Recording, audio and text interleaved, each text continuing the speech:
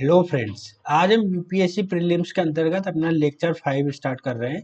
इसका टॉपिक है स्वतंत्रता संघर्ष और भारतीय राष्ट्रीय आंदोलन, है ना। स्वतंत्रता संघर्ष और भारतीय राष्ट्रीय आंदोलन। तो इसके अंतर्गत हम बात देखते हैं।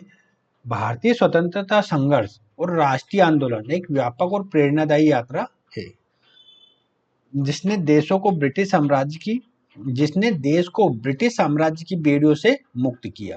ये संघर्ष न केवल राजनीतिक था बल्कि सांस्कृतिक, सामाजिक और आर्थिक रूप से भी भारतीय समाज के पुनरुत्थान का प्रतीक बना। इस आंदोलन ने कई चरणों, विचारधाराओं और नेताओं का योगदान रहा, जिनकी एकजुटता और समर्पण ने भारत को आजादी दिलाई है, स्वतंत्रता की नींव रखी।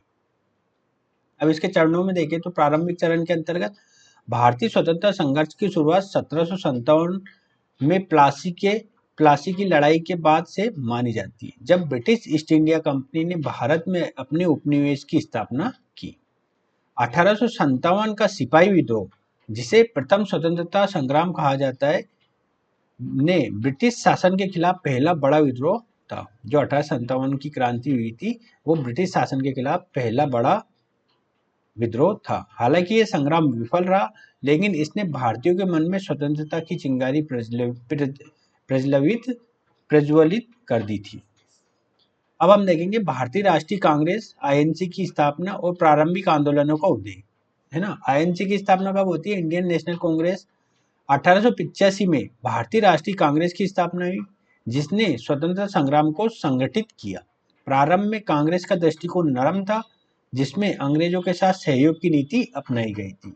गोपाल कृष्ण गोखले जैसे नेताओं ने संवैधानिक तरीके से सुधार की मांग की, है ना।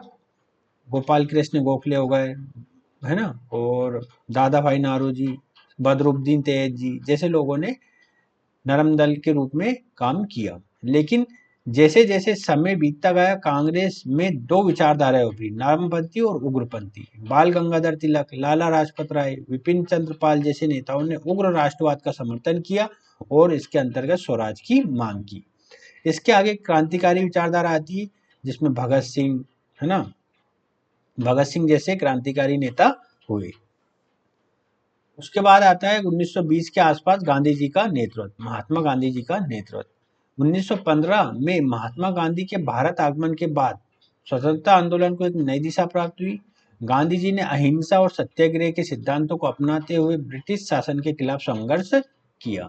उन्होंने 1919 में रोलेट एक्ट के खिलाफ असहयोग आंदोलन 1920 में आया, है ना, ये भी अंग्रेजों के खिलाफ था, की शुरुआत की, जिसमें ब्रिटिश शासन के बहिष्कार करने का आह्वान किया गया। इस आंदोलन ने भारतीय जनमानस में जागृति लाई और स्वतंत्रता की मांग को और मजबूत किया, ना। कौन सा आंदोलन ने? असहयोग आंदोलन। गांधी जी के और प्रमुख आंदोलन कौन कौन से थे? गांधी जी के नेतृत्व में कई अन्य महत्वपूर्ण आंदोलन हुए, जैसे 1930 में सविनय अवज्ञा आंदोलन चला के तहत दांडी यात्रा और नमक सत्याग्रह का आयोजन किया गया, जो ब्रिटिश कानूनों के खिलाफ एक बड़ा कदम था। आगे चलकर 1942 में भारत छोड़ो आंदोलन की शुरुआत हुई, जिसमें गांधी जी ने करो या मरो का नारा दिया। इस आंदोलन ने ब्रिटिश सरकार को भारतीय स्वतंत्रता की दिशा में गंभीरता से सोचने पर मजबूर कर दिया। तो ये गांधी जी के प्रमुख आंदोलन थे। तीन आंदोलन के प्रमुख माने जाते हैं, जो 1920 में असहयोग आंदोलन चलाया, 1930 में सविनय अवज्ञा आंदोलन और 1942 में भारत छोड़ो आंदोलन। अब भारत का विभाजन और स्वतंत्रता कैसे प्राप्त हुई? द्वितीय विश्व युद्ध के बाद ब्रिटिश साम्राज्य की स्थिति कमजोर हो गई थी।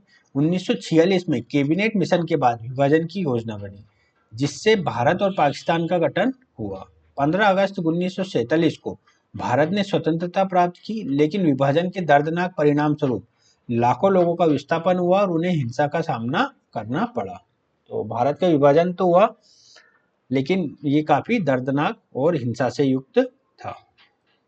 निष्कर्ष क्या लिख सकते हैं इसका?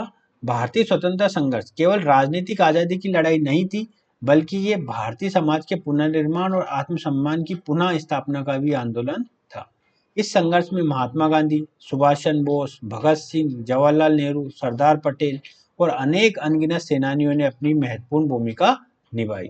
भारतीय स्वतंत्रता आंदोलन ने न केवल भारत को आजाद किया, बल्कि दुनिया के अन्य उपनिवेशित देशों को भी स्वतंत्रता की राह दिखाई। यह संघर्ष एक प्रेरणा है कि किस प्रकार एकजुटता, समर्पण और संघर्ष से स्वतंत्रता और आत्मसम्मान प्राप्त किया जा सकता है।